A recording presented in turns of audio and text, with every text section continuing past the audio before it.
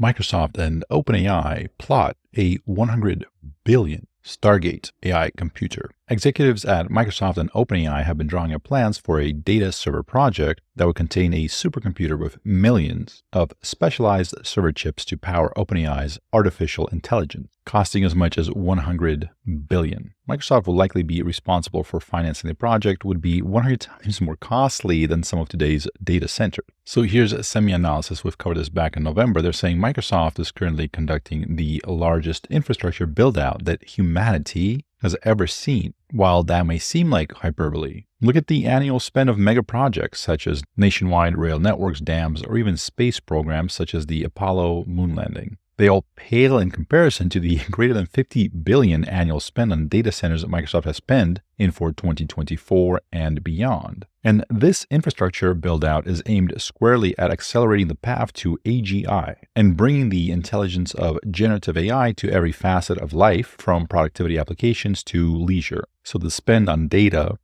centers, on compute, is just getting bigger and bigger. The chip manufacturing space is getting more and more competitive, more and more people trying to come in and bring their own new chip, whether that's something that's quantum-based or thermodynamics-based. Grok, which is specifically for the language models, it's one of the new and exciting ones as well. And of course, NVIDIA is rolling out their bigger, better GPUs, like they announced the Blackwell at the recent conference.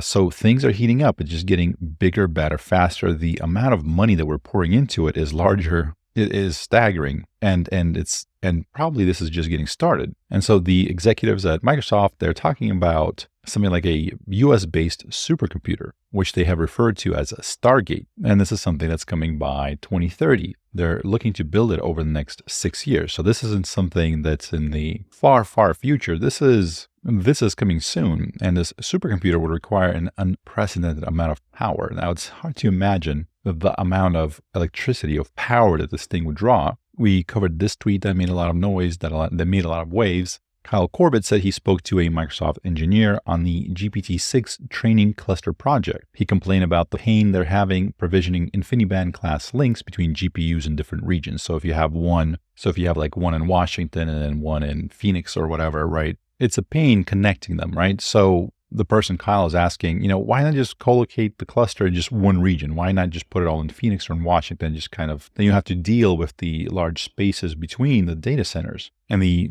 Microsoft engineer responds, yeah, no, we tried that, sure, but we can't put more than 100,000 H100s, those massive GPUs from NVIDIA, we can't put more than 100,000 of them in one location, in one state, as in one US state, without bringing down the power grid. So think about that for a second. But since we covered that tweet, Dylan Patel, so this is the guy from SEMIANALYSIS, who, we tend to kind of trust that publisher, that website, whatever you want to call it. I mean, they broke some pretty big stories. So I tend to believe the stuff that they say. So since then, he responded to Kyle Corbett saying that, this guy doesn't know what he's talking about, that number has already been exceeded. Sat imaging to prove it. So satellite imaging, and he's linking to this data center industry model from February 2024. And so it sounds like they're tracking the kind of location and deployment of AI accelerators into data centers. So basically, these NVIDIA chips or anything like it, right, of AI accelerators into data centers, because data centers could be a lot of different things. Specifically, they're talking about the tech that's purposely installed in these data centers for AI. So, NVIDIA GPU chips, that's a big one, but there are other ones as well. Google has their TPUs. Amazon is talking about their own version of chips. Intel, there were certain ideas for these neuromorphic chips that are more analog, kind of like the human brain or a real brain. So there's a lot of other stuff, but NVIDIA is kind of like the king right now, right? They're really riding this demand for AI chips. They're kind of dominating the game right now. And so it sounds like SEMIANALYSIS, they're tracking, over 1,000 data centers and the various things they deployed there with publicly available information, right? So it looks like they're looking at property records, right? So they're looking at power usage, FOIA requests. So that's the Freedom of Information Act. So we can kind of request from the government that they give us some access to some of the information, and of course, satellite images. And they're actually training a neural network to accelerate their frequent satellite imaging. So that's a convolutional neural network, CNN, so that they can track basically every data center across every country. Does it strike you as strange sometimes, like how quickly we went from, I always thought I was living in modern times before, right? We were sort of in the modern era. And then just feels like in the last couple of years, we're like, no, we're like in the future now, right? You have this website that like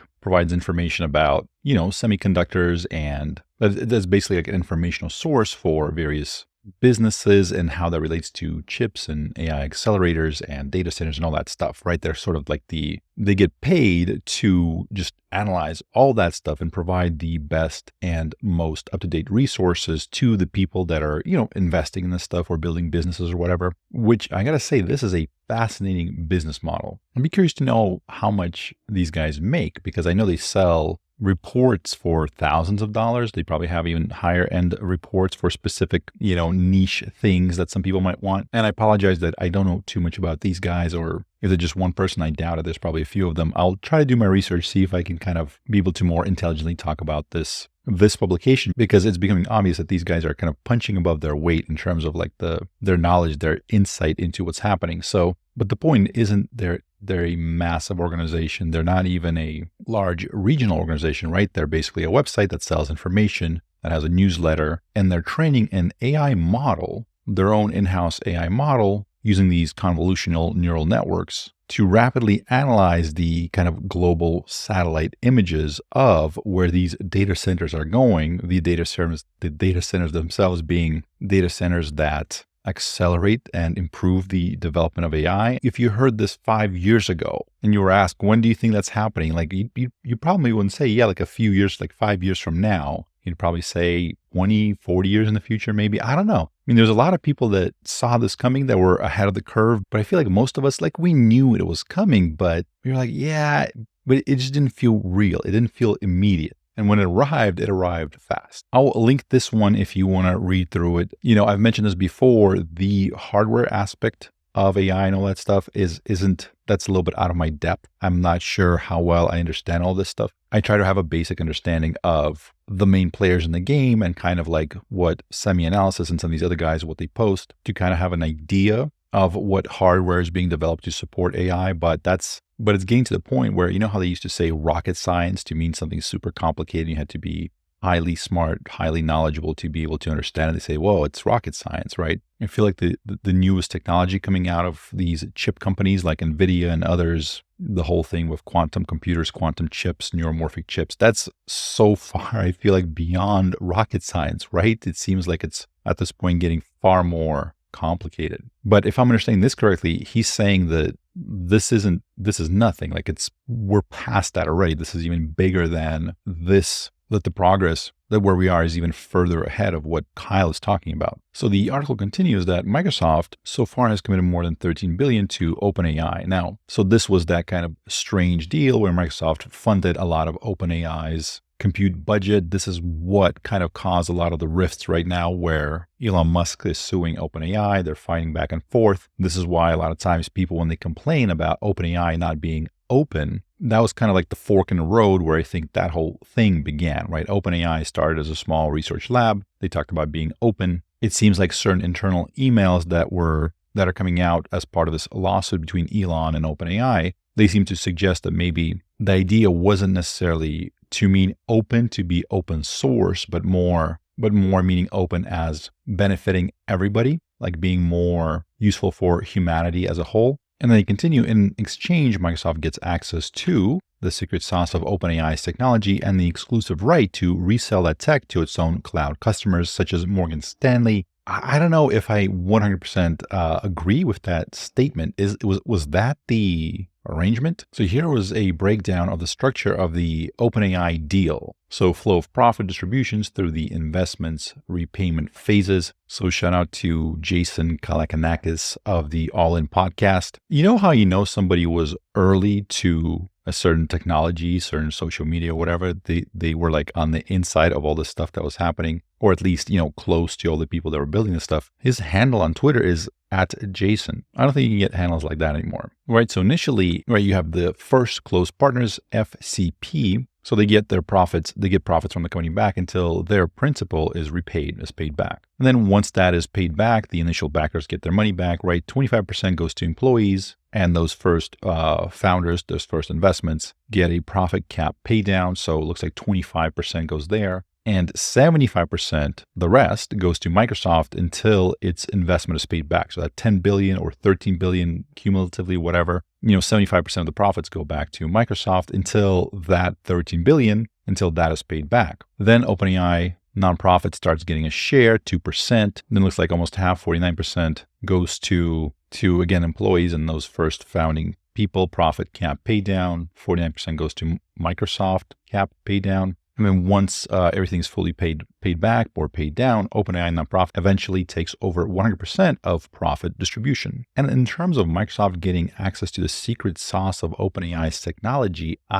is that true? I kind of doubt it. I doubt that OpenAI is just an open book to Microsoft. And next they're saying that Microsoft's willingness to go ahead with the StarGate plan depends if OpenAI keeps producing new models, which it failed to deliver a new model that it has promised to Microsoft last year. Sam Altman said that the biggest bottleneck is having enough servers, having enough chips and compute to power and train these models. StarGate would be orders of magnitude more computing power than what Microsoft currently supplies to OpenAI from data centers in Phoenix and elsewhere. This project would need a lot more chips and a lot more power. And it's absolutely required for AGI, for artificial general intelligence. And so it looks like there's 5 phases to the development of this thing, with phase 5 being called StarGate, which is the science fiction film in which scientists develop a device for traveling between galaxies. I love how everything's named after sci-fi books and films, right? There's a lot of references to Doom with Arrakis and all that. With Elon Musk has a lot of references to Hitchhiker's Guide, as well as the Player of Games and that whole universe. So Microsoft and OpenAI's grand designs for world-beating data centers really rely on GPT-5, or whatever the next big model is going to be called from OpenAI,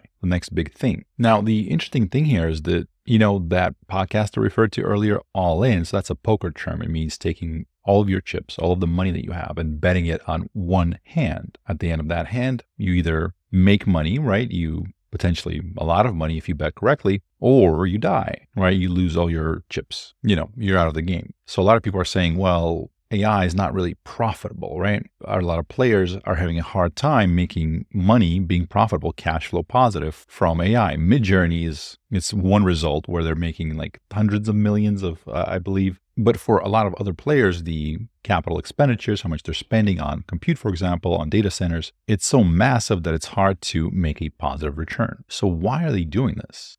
This response to Kyle Corbett's thing about Microsoft, taking out entire states of electricity if they put too many chips in the same room, right? Some people are asking, I don't understand how this is supposed to generate positive cash flow long term. Like the numbers don't add up. Well, Kyle responds, and I think he kind of nails it. He's saying, my general understanding of the business model is, and this is going to sound weird, but here it goes, whoever builds AGI first wins the whole game. Now, you can agree with them or not, but OpenAI really does believe they're playing for all of the marbles here. And obviously, there's a lot of people that are pushing back on that statement. People saying AGI isn't real, right? ChatGPT isn't the path to AGI. AGI being imminent is the extraordinary claim, right? Some people are saying the energy costs are going to be the big limiting factor. You go back 10, 20 years, they said neural nets would not lead to AI. And then once that happened, once we were able to scale up the compute and it,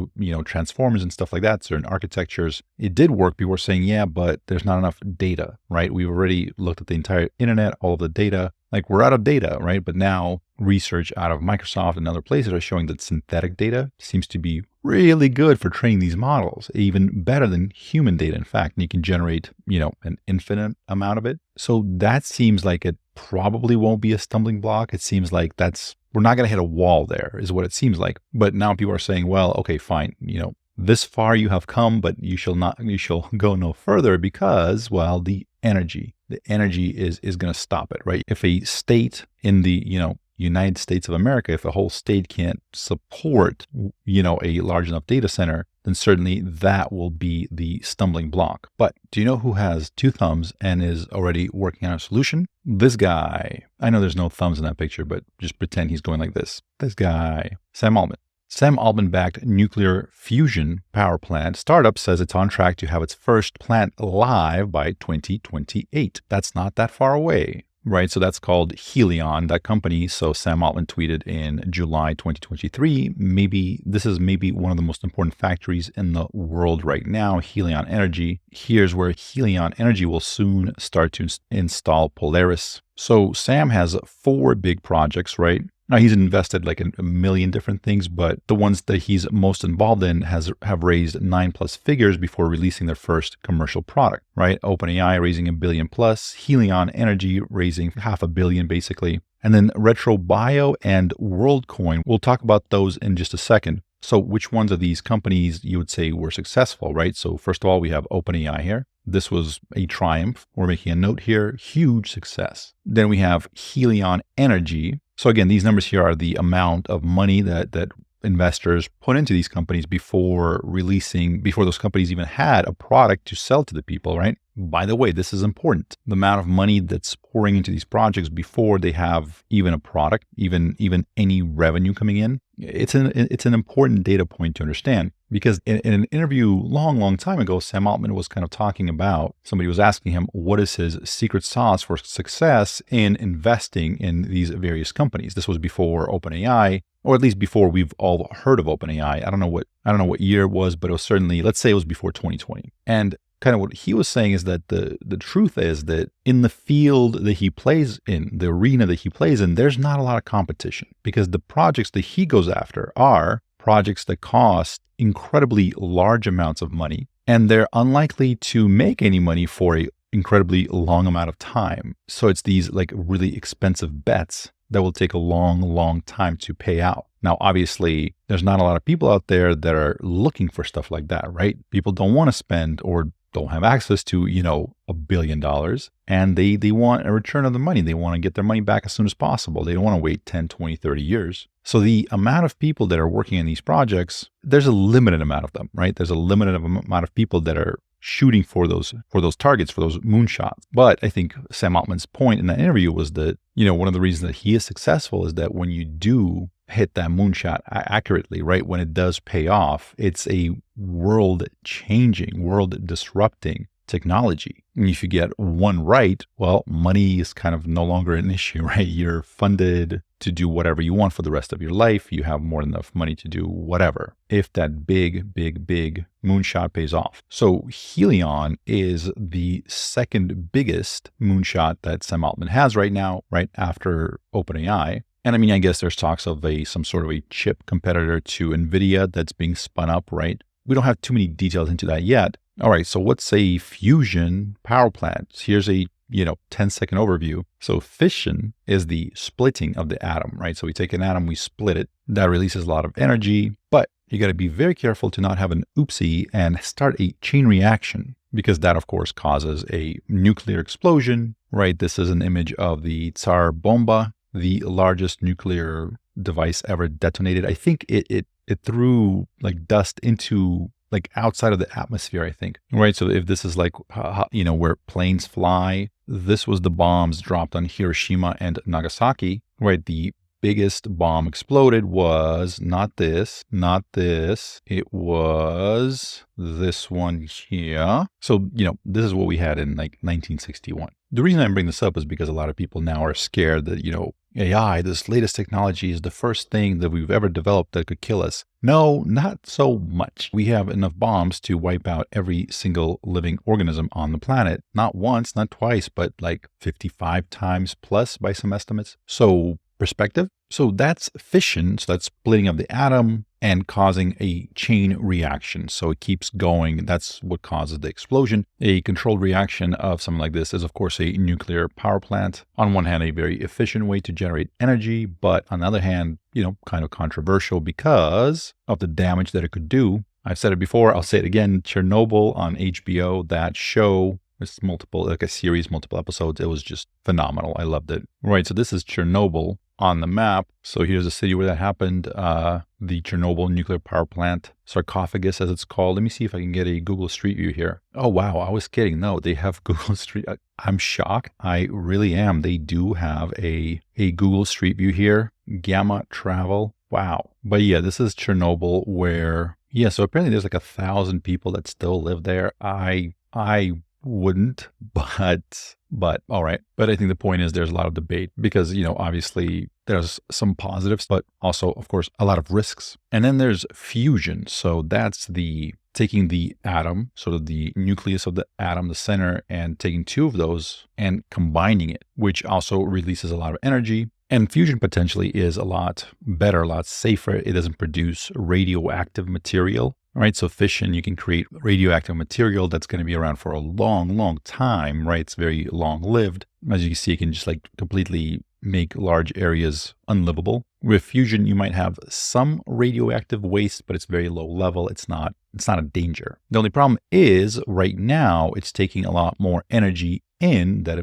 out. So in order to produce electricity with fusion, we currently expand more electricity, more power for the output. So like we're losing power. Net negative. By the way, the sun is fusion, right? That's what's happening in the sun. Fission is power plants plus big boom explosions, right? Big bada boom explosions. But here with fusion, Sam Altman and the gang, Helion Energy, they're trying to have, first of all, a power plant that is net positive. So it produces more energy. It produces a positive amount of energy with the nuclear fusion technology and is hoping to complete its first power plant in 2028. So again, 4 years from now, very small timelines again. And it already secured its first customer. Can you guess who that customer is? It's Microsoft. And the part that makes this whole thing run is called Polaris. Polaris is the next big step in commercial fusion development. This machine will have stronger magnets and will pulse up to 100 times faster than Trenta. Trenta, I believe, was a previous model that they were working on. And they're saying this would enable us to achieve improved fusion conditions. If successful, Polaris will be the first fusion machine to demonstrate electricity production from fusion. All right, let's get down to brass tacks. What do you think? Sam Altman and Microsoft betting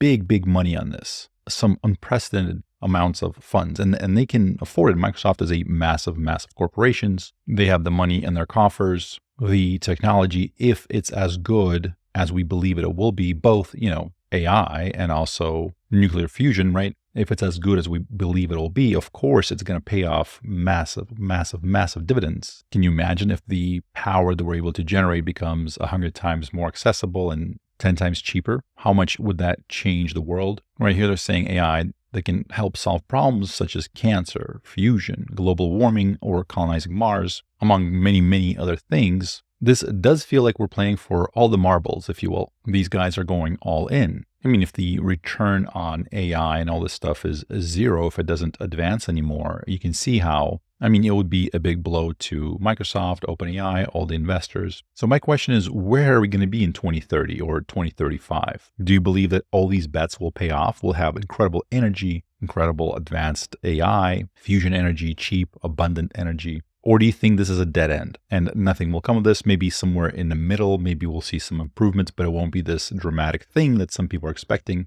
And I've said this before, but I feel like us living in this moment in time right now, it's like a winning lottery ticket in the sense that we get to witness all this stuff coming into the world. If you're born earlier or you're born later, you would not have gotten to witness this moment, this transition. Assuming you believe that there is going to be a transition, that we are at the door, the gateway to something bigger. But for me personally, I do feel like there's a high chance that this will trigger some pretty serious advancements, some great progress. We're already seeing AI intersect with health and drug discovery and genomics as it starts intersecting with more and more of our sciences and improving those. Like, for example, the GNOME project out of DeepMind, right? There was this chart that I showed where there's like this circle, and that's how many materials we discovered as humans, right? And then they created this GNOME project where this little robot sits there and kind of cooks up different materials. It like discovers new materials, and it's a AI neural net attached to an autonomous robot, and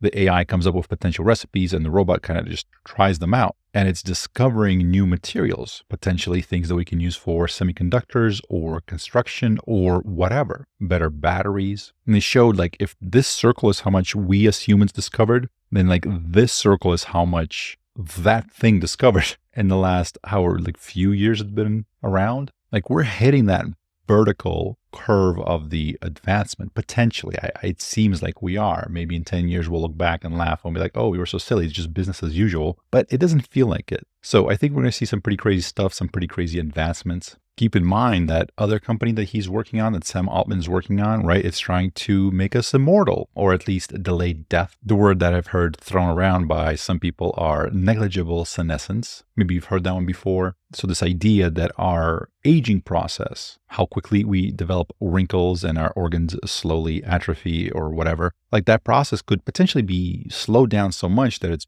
negligible, that it's barely noticeable. Sam Altman's throwing $200 million into retro biosciences and has a mission to add 10 years to the average human lifespan. And there's a lot of other companies like that. DeepMind itself, Google's DeepMind with Demis Hassabis and all of the stuff that they're doing, a big part of it is focused on, proteins and drugs, like drug discovery, medicine, and various other things like that that could expand human life, prevent us from dying from some weird disease. There's a number of genomic startups that are working on combining AI and genomics. I've talked about Illumina before, right? There's some like nonsense that's happening at that company right now, but I feel like they're still going to keep moving forward with their research, hopefully. So I guess if I had to sum it up in 2 words, I would have to say, don't die. I'm serious, because things are about to get wild. My name is Wes Roth, and thank you for watching.